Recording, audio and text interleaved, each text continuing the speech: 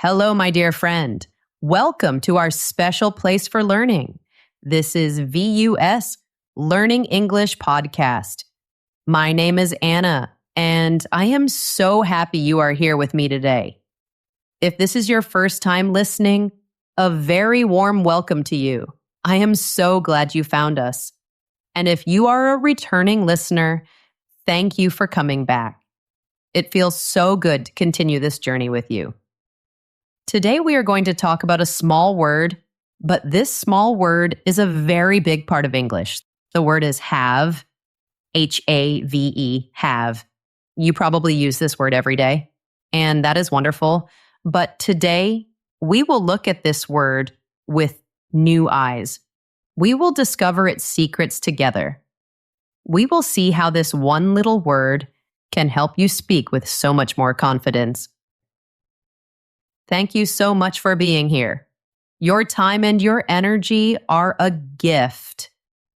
If you enjoy our time together, please think about following or subscribing to our podcast. It helps our little community grow, and it helps other learners just like you find us. And I have a question for you. Where are you listening from today? Are you in Indonesia, or maybe Canada, or Ethiopia, or somewhere else in our beautiful world? It makes me so happy to think of all of us all around the world learning together.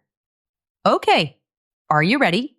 Let's explore the wonderful world of the verb have. Section 1. The have you already know. Possession and relationships. All right, my friend, let's start with something you know. Let's start on solid ground. The first and most common way we use have is to talk about things we own. This is called possession. It means something belongs to you. This is maybe the first thing you learned in English, and that is perfect. Because a strong foundation helps us build a tall, beautiful house. Getting this first step perfect is so important. The basic rule is very simple, and I know you can do it. For I, you, we, and they, we use have. Let's think about that. Imagine you have a new phone. It is in your hand. It is your phone. You can say, I have a new phone. Let's say that together. I have a new phone. Wonderful. Now imagine you are talking to a friend. Your friend has a big, warm smile. You can tell them, you have a beautiful smile. That's such a kind thing to say, and it uses have perfectly. Now, let's imagine you're at work. You and your team need to meet at 3 p.m. You can say, we have a meeting at 3 p.m. This means the meeting is on your schedule. It belongs to your day. We have a meeting. And what about a group of people? Maybe your friends bought a house. The house is in the countryside. It is lovely. You can say, they have a lovely home in the countryside. You see, I have, you have, we have, they have. You are doing great. Now, what happens when we talk about just one other person or one other thing? When we talk about he, she, or it, the word changes a little bit. Have becomes has. H-A-S, has. This is a very simple grammar rule, but it is easy to forget sometimes, even for me. So let's practice it together. Let's make it feel natural. Imagine a man. He owns a car. The car is red. We say he has a red car. Let's try that one more time. He has a red car. Perfect. Now think about a woman. She has 2 brothers in her family. We say, she has 2 brothers. Great job. And what about an object? Maybe you have a table, but there is a small scratch on it. The table isn't it, so we say, it has a small scratch on the surface. He has. She has. It has. You are doing a wonderful job. We also use have and has to talk about the people in our lives, our relationships. You don't own your family and friends like a car. Of course not. but you have them in your life. They are part of your world. So you can say, I have 3 cousins. Or for a friend, she has a lot of friends. And we can ask a question too. Do you have any siblings? See how warm that feels? You have these people in your heart. And it's not just for things you can touch or people you can see. We also use have for things you can't see, like feelings or how someone looks or how they feel inside. These are called abstract things. For example, if someone is very brave, you can tell them, you have a lot of courage. Courage is something you have inside you. Or maybe your friend is very funny. He makes everyone laugh. You can say, he has a great sense of humor. Or you can describe someone's appearance. She has brown hair and blue eyes. Or you can talk about how you are feeling physically. If your head hurts, you can say, I have a headache. This is all about possession. You possess a quality, a feature, or a feeling. So, how do we say no? What if you don't have something? This is very important and very easy. In modern English, we almost always use a little helper. The helper verb is do, so have becomes do not have, and the short friendly way to say it is don't have, and has becomes does not have. The short friendly way is doesn't have. Now, this is a very important secret. Listen carefully. When we use does not or doesn't, the verb goes back to have. We don't say he doesn't has. That is a common mistake, and it's okay if you make it. We are all learning. But the correct way is he doesn't have. The little se from has moves over to does. So have can relax. Let's look at some examples together. It will make everything clear.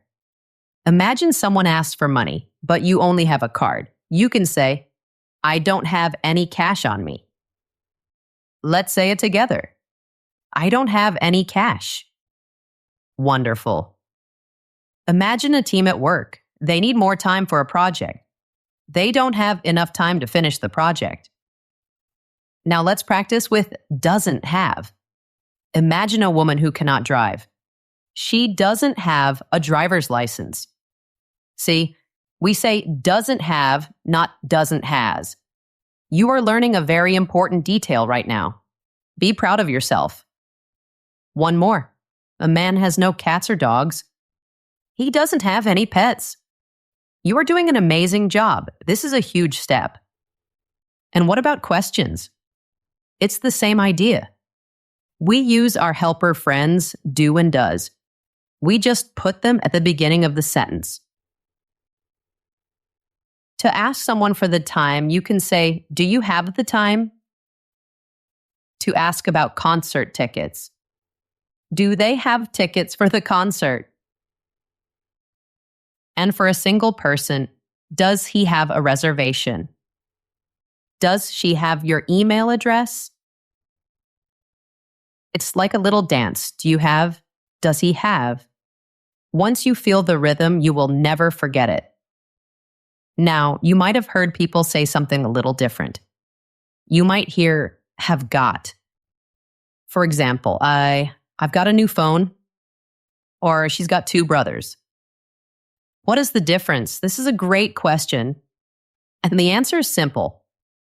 I have a car and I have got a car mean the exact same thing. Exactly the same. Have got is just a little more informal. It's more relaxed and friendly. It's very, very common in British English. But people use it in American English too. The key thing to remember is that have got is almost always used for the present.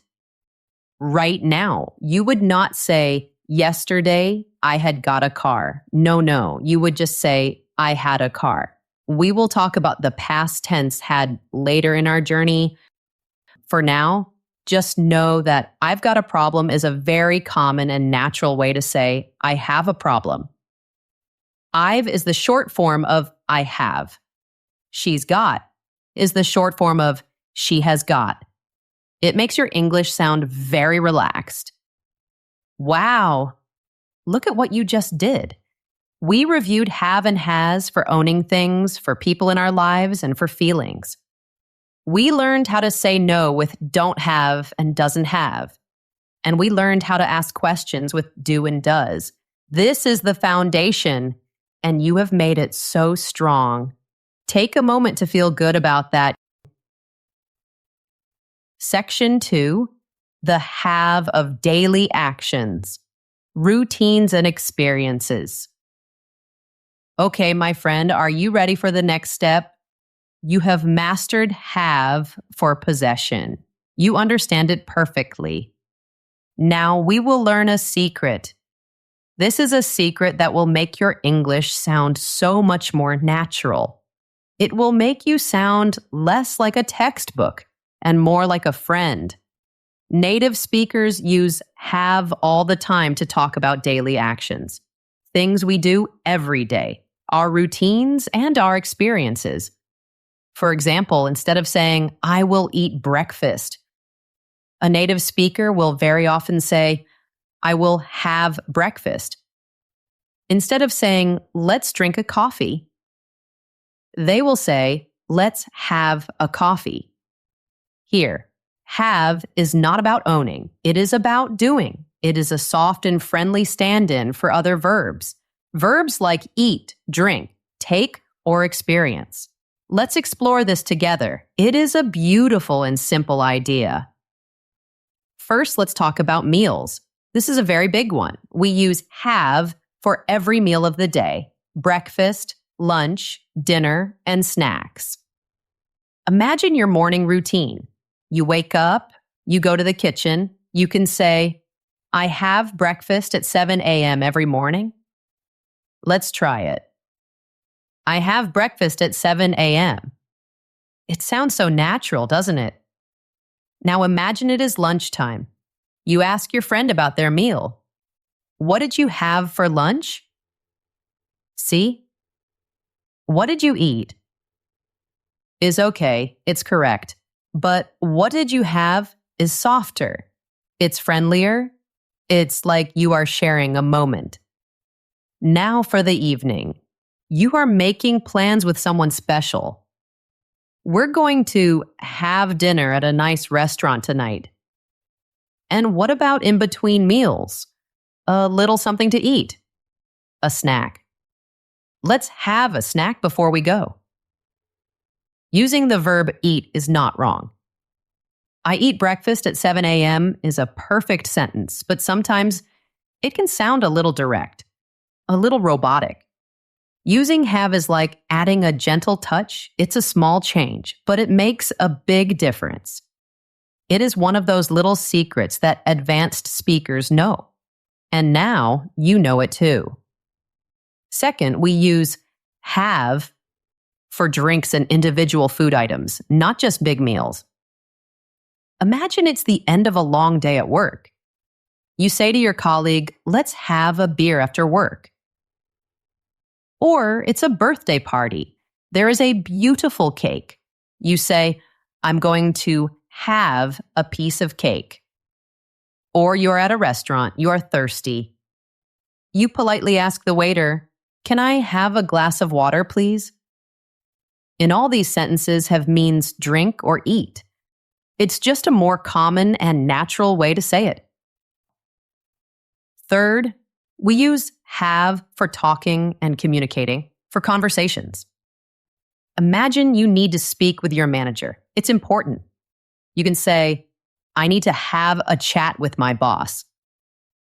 A chat is a friendly, informal conversation. Have a chat. Or maybe you had a very serious conversation. We had a long talk about our future. Here, had is the past tense of have. We will look at that more later. Or if you need to speak to someone for just a moment. Can I have a word with you? This is a very polite and common phrase. Fourth, we use have for washing and relaxing. This is very common in daily life. Someone might say, I'm going to have a shower. This is especially common in British English. In American English, you might also hear take a shower. Both are perfect, but have a shower is a wonderful option for you to use, or for a long, warm, relaxing time. She likes to have a long bath after a stressful day. And when you are tired from a long walk, what do? You take a break, or you can say, let's have a rest. See how simple that is? Have a rest. It means to experience rest. And fifth, we use have for general experiences and activities. This is a very big and useful category. It's all about a moment in time that you experience. For a birthday celebration, we're going to have a party for her. You don't own the party. You experience it. To wish someone well on their trip, I hope you have a good time on your vacation. You want them to experience happiness. When two people disagree and argue, they had a big argument last night. The argument was a negative experience they had. At the end of the day, you can ask a friend, did you have a nice day? When you want to look at something, let's have a look at the report. It means let's experience looking at it. And when someone is going to try to do something difficult, he's going to have a go at fixing the computer himself. Have a go means try. Do you see the pattern, my friend? It is a beautiful, simple pattern. In all these cases, have is not about owning something. It is an action verb. It means to experience something, to engage in an activity. When you say, I had a headache yesterday, you are describing an experience you lived through. When you say, she had a baby last week, you are describing a huge life experience. The grammar is simple. It works just like any other action verb. For the past, we change have to had. Yesterday, I had 3 meetings. We had a wonderful holiday in Italy last year. And for questions and negatives, we use our helpers again. Do, does, and for the past, we use did. What time do you usually have dinner? She doesn't have a break until noon. Did you have fun at the concert? This is a huge, huge step in your journey to fluency. I am so proud of you for learning this. Start listening for this use of have. Listen in movies, in songs, in podcasts. You will hear it everywhere, I promise. And then try it yourself. Be brave. The next time you are going to say, I'm going to eat lunch, stop and gently change it. Say, I'm going to have lunch. It will feel strange at first, but soon it will feel completely natural, like a part of you. Section 3. The have of obligation. Have to. My wonderful friend, you are doing so well. We have learned so much together already. Let's take another deep breath. In and out. You are capable. You are learning. You are growing. Now we will learn about a very, very important use of have. This is something you will use every single day. It is about expressing obligation. What is an obligation? It is something that is necessary, something you need to do, something that is required. To say this in English, we use a special phrase, have to. Have to is very similar to the word must. It means something is necessary. Usually, the reason is external. It comes from the outside, like a rule from your boss, or a law from the government, or an instruction from your doctor. Let's look at an example. Imagine your boss gives you a deadline. You need to finish a report by Friday. It is a requirement. You can say, I have to finish this report by Friday. This means it is necessary for me to finish this report. My boss requires it. Let's think of another one. A law. In most countries, you need to wear a seatbelt in a car. It is the law, so we say, you have to wear a seatbelt in the car. Now, an order from a doctor. Imagine a woman is sick. Her doctor tells her to take medicine every day. This is a medical requirement. She has to take medicine every day. Did you see what happened there? Just like before for he, she. And it have changes to has, so we say has to. She has to. Let's practice that again. Imagine a man who works on Saturdays and Sundays. It is part of his job. He has to work on weekends. Or a mother who needs to get her children from school. She has to pick up her kids from school. And what about a flight? Your plane leaves at 8 a.m. You need to be at the airport early. We have to be at the airport by 6 a.m. The flight time requires it. This phrase, have to, is everywhere in daily English. We use it for our jobs, our studies, our family life, our responsibilities. It is so useful. Now, what about the past? What if the obligation was yesterday or last week? It is very simple. We use had to. And the best part? Had to is for everyone. I, you, he, she, it, we all use had to. No changes. Easy. For example, I had to leave the party early last night. Maybe I was tired or I had work the next day. It was necessary to leave. Another example, she had to cancel her appointment because she was sick.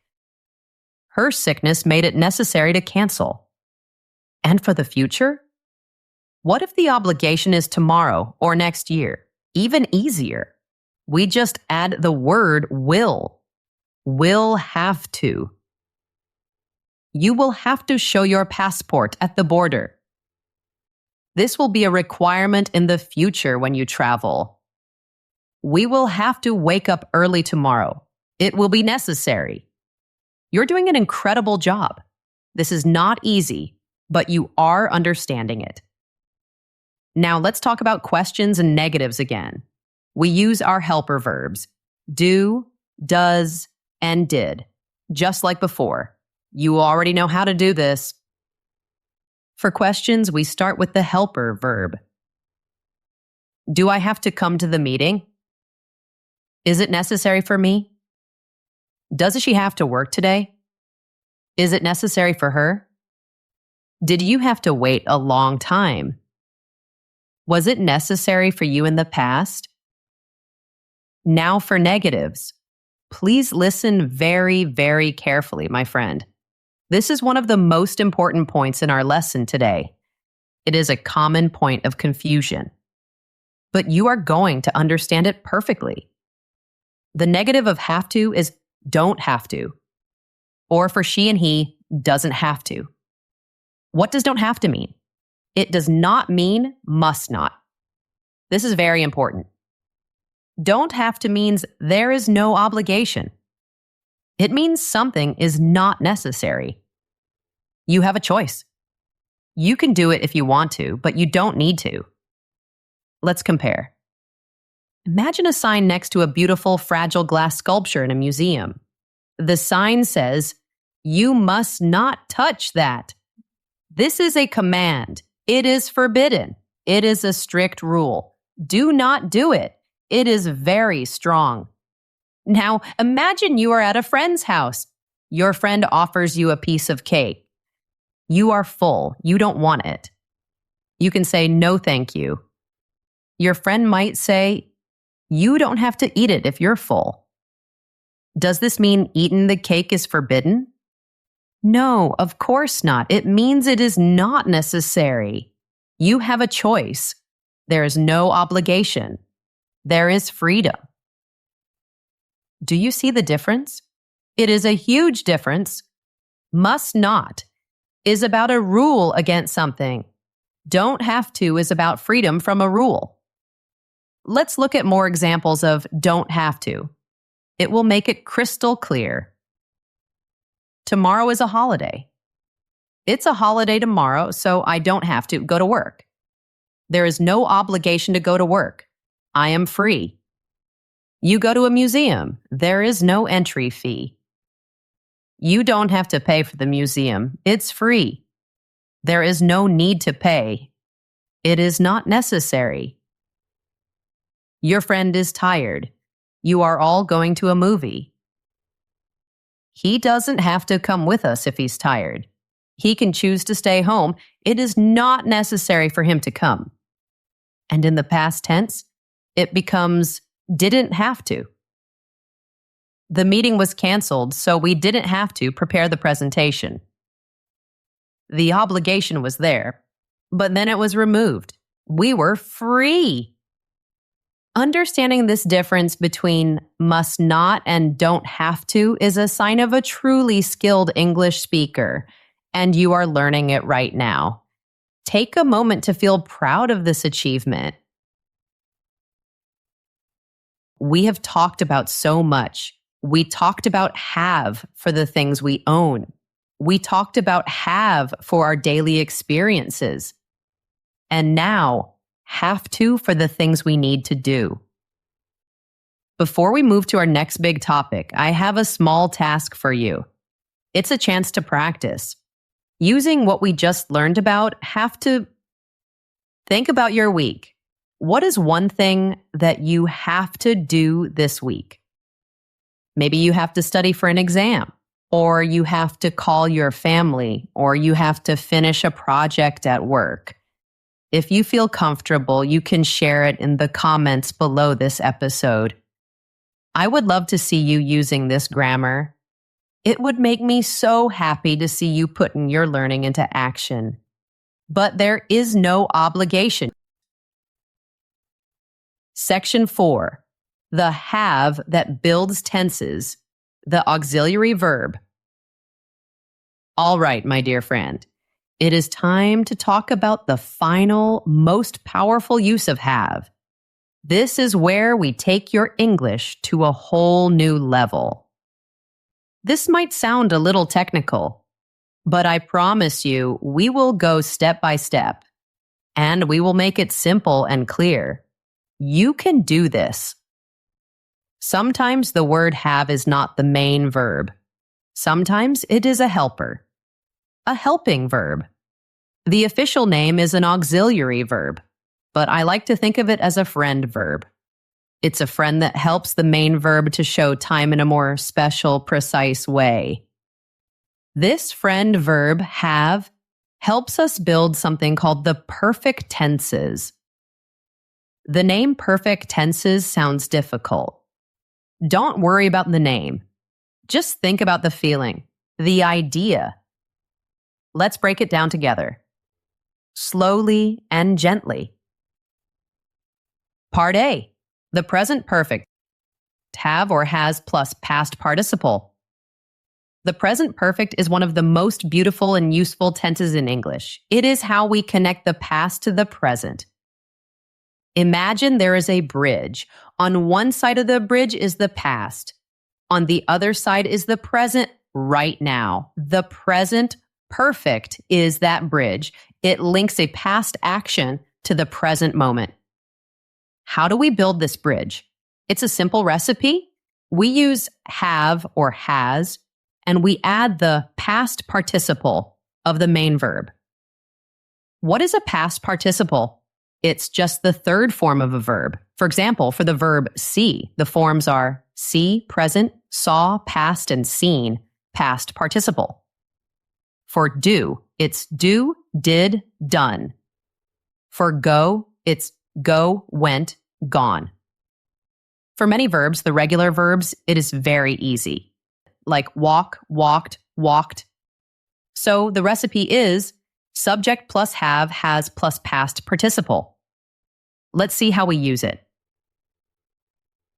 Use number 1 for life experiences. We use the present perfect to talk about things you have done in your life or things you have never done. The important thing is the experience. The exact time in the past is not important. Imagine you traveled to Japan one time in your life. The experience is a part of you now. It is in your memory. You can say, I have been to Japan. Been is the past participle of to be. This connects your past trip to your present life. Let's try another one. A woman loves a movie. In her life, she watched it 3 times. We can say she has seen that movie 3 times. Seen is the past participle of see. The experience of seeing the movie is part of her life now. We often use this tense with the word ever to ask about life experiences. Have you ever eaten sushi? I am asking about your whole life up to this moment. Use number 2 for actions that started in the past and continue to now. Something started in the past and it is still true now. We often use the words for and since here. Imagine a family moved to a city 10 years ago. They still live in that city today. We can say, they have lived in this city for 10 years. The action of living started in the past and continues to the present. Imagine a woman started a job in the year 2020. She still works at that job today. She has worked here since 2020. Do you feel that connection between the past and the present? That is the magic of the present perfect. Use number 3 for recent past actions with the result in the present. The action is finished. It happened in the recent past, but we can see or feel the result right now. Imagine you're looking for your keys. You can't find them anywhere. You think the action of losing them happened in the past, but the result is now. You don't have your keys. So you say, I can't find my keys. I think I have lost them. Another example. A girl is crying. Why is she crying now? Because of something that happened in the past. She failed her exam. The result now is her sadness. She's crying because she has failed her exam. One more. You are driving your car. The road ahead is blocked. Why? Because an accident happened in the past. The result now is the closed road. The road is closed. There has been an accident. This is such a useful and expressive tense, and you are learning it right now. Be patient with yourself. It takes time. In spoken English, we love to use short forms. Contractions. I have becomes I've. You have becomes you've. He has becomes he's. She has becomes she's. Be careful with he's and she's. It can mean he has or he is. How do you know? Look at the next word. If the next word is a past participle like gone, it means has. He's gone home. He has gone. If the next word is an adjective like happy, it means is. He's happy. He is happy. You can see the difference. For negatives, we just add not. The short forms are haven't and hasn't. I haven't finished my homework yet. She hasn't called me back. And for questions, we just switch the order. Have you seen my glasses? Has he eaten lunch yet? Sometimes you might see a sentence that looks strange, like, I have had a busy week. 2 haves? Is that a mistake? No, my friend, it is perfect. Let's look at it. The first have is our helper verb, the friend verb for the present perfect. The second had is the main verb. It is the past participle of to have an experience. Remember, have a busy week. That is an experience. So, I have had a busy week means my week started busy in the past and it is still busy. Or the feeling of being busy is with me now. I feel tired. The past experience is connected to my present feeling. You are learning something truly advanced now, but in a simple way. I am so proud of you. Part B, the past perfect. Had plus past participle. Once you understand the present perfect, the past perfect is much, much easier, I promise. The recipe is had plus past participle. And the wonderful news is that we use had for everyone. I, you, he, she, we, they, everyone. So simple. So when do we use it? We use the past perfect to talk about an action that happened before another action in the past. It is the past before the past. It helps us make the order of events very, very clear. Imagine two things happened yesterday. Event number 1, I ate dinner. Event number 2, you arrived at my house. I want to tell you that I ate dinner first, so I use the past perfect for the first action. When you arrived, I had already eaten dinner. This sentence creates a timeline for your listener. Timeline. First, the past before the past. I ate dinner. Second, the simple past. You arrived. Result, I was not hungry when you came. Let's see another example. Imagine I went to the train station yesterday, but I missed the train. Why? Because the train left before I got there. First action, the train left. Second action, I got to the station. So I say, the train had left by the time I got to the station. It makes the story so clear. One more. She told me she had met him before. First action, she met him, maybe last year. Second action, she told me maybe yesterday. The meeting happened in the past before she told me about it. And yes, of course, you can have had. It looks funny, but it is perfect grammar. It is just the past perfect of the main verb have. Imagine your friend was very tired yesterday evening. Why? Because before that, he had a long day. First action, he had a long day. Second action, he was tired. He was tired because he had had a long day. The first had is the helper verb. The second had is the main verb. Past participle of have an experience.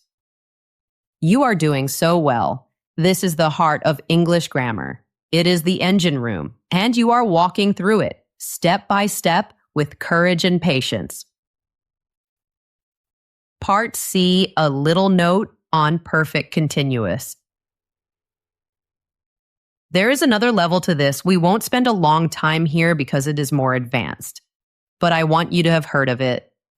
So when you see it, you will feel a little familiar. These are the perfect continuous tenses. They are used to talk about the duration of an action, how long something has been happening. The recipe is have or has been plus the ing verb. For example, I am tired because I have been working all day. This focuses on the long time I was working, the duration. The action started in the past and has effects now. I am tired. Another example, she has been learning English for 5 years. This focuses on the continuous process of her learning over 5 years. And for the past perfect continuous, they had been driving for 10 hours before they finally stopped. This shows the long duration of driving that happened before another past action. Don't worry about mastering this today. Just know that it exists. Know that have is the helper verb here too. It is a key that unlocks so many doors in English. You have done so well with this difficult section. Take a moment. Breathe. Feel the knowledge settling in.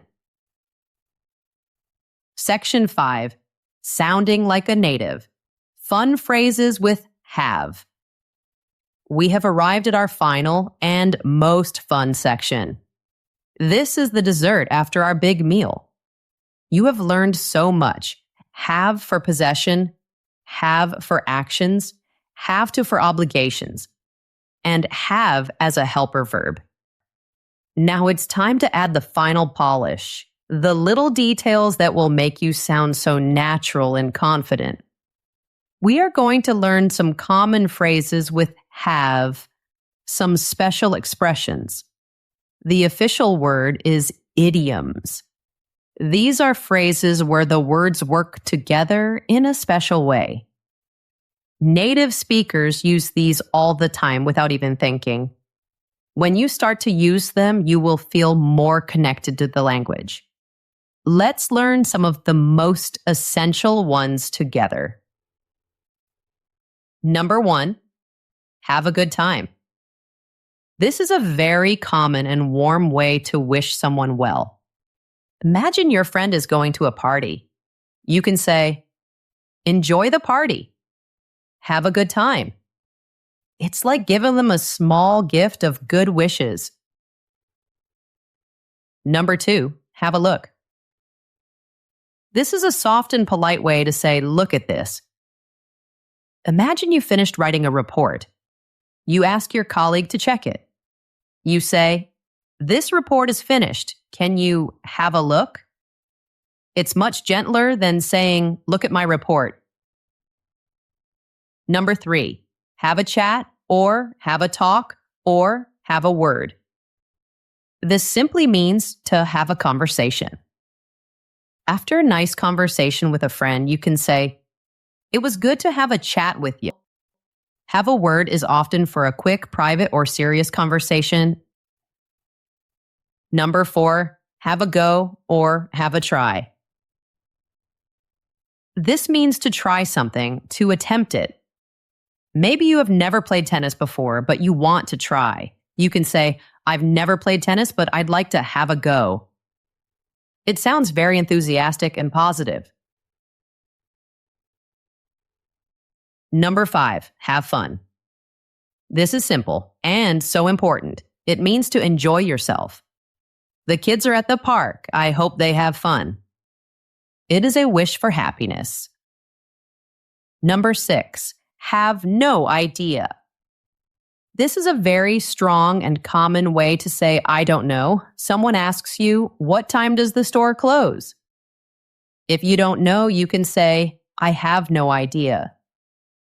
Another way to say the same thing is, I don't have a clue. Number 7, have a second thoughts. This is a wonderful phrase. It means you are starting to doubt a decision you already made. You are thinking about it again. I agreed to buy the car, but now I'm having second thoughts. Maybe it's too expensive. You are reconsidering. Number 8, have a lot on your plate. This is a beautiful idiom. Imagine your dinner plate is full of food, too much food. This phrase means you are very, very busy. You have too many responsibilities. I'm sorry, I can't help this week. I have a lot on my plate at work. Number 9, have a sweet tooth. This is a fun one. It means you love to eat sweet foods like candy, chocolate, and cake. I can't resist dessert. I really have a sweet tooth. Number 10, have time. This simply means to be available, to have free time in your schedule. Do you have time for a quick coffee? It's a very common way to ask to meet someone. Number 11, have something to do with something. This phrase sounds a little tricky, but it's simple. It just means to be related to or connected with. I think his bad mood has something to do with that phone call he got. His bad mood is connected to the phone call. Number 12, have a feeling. This means you have an intuition, a sense that something is true or that something will happen. You don't have proof, just a feeling. I have a feeling it's going to rain later. These are just a few phrases, but they are so common and so useful. When you use them, you are not just speaking English. You are speaking it with personality and style. My advice is this: don't try to learn them all at once. Choose 2 or 3 that you like. Maybe have a look or have a good time and try to use them this week. You will be surprised at how natural you sound and how confident you feel. My dear friend, we have been on a long and beautiful journey today. Look how far you have come. We started with the simple idea of have for possession, for the things you own. I have a book. Then we saw how have transforms, how it becomes a verb for our daily actions and experiences. Let's have dinner. We learned how to talk about life's obligations with the powerful phrase, have to. I have to go to work. And then we explored the deepest power of have as a helper verb, a friend verb that builds the perfect tenses, connecting the past to the present. I have seen that movie. And finally, we added some sparkle and polish with fun, everyday phrases. Have a good day. You may have started this episode thinking you knew the word have. My greatest hope is that now you see its true, incredible power. You see its versatility, its flexibility, its beauty. Mastering this one word in all its forms is a giant step, a huge step towards speaking English with real confidence, with clarity, and with heart. Remember that learning is a journey, not a race. It takes time. Be kind to yourself. Be patient with yourself. Every single step you take, no matter how small, is progress. And you have taken a very big step today. Keep going. Thank you. Thank you so much for sharing your time with me today. If this lesson was helpful, if you had a small aha moment where something became clear, please consider giving this episode a like or a 5-star rating. It is a simple, quick way to show your support, and it truly helps our podcast reach more English learners all over the world, more friends to join our warm community. And if you want more lessons like this, please subscribe or follow. That way, you won't miss our next episode together. Thank you again for being here. It was an honor to be your guide today. Keep practicing, keep being curious, and remember to have fun with English. Until we meet again, my friend, take care and see you next time.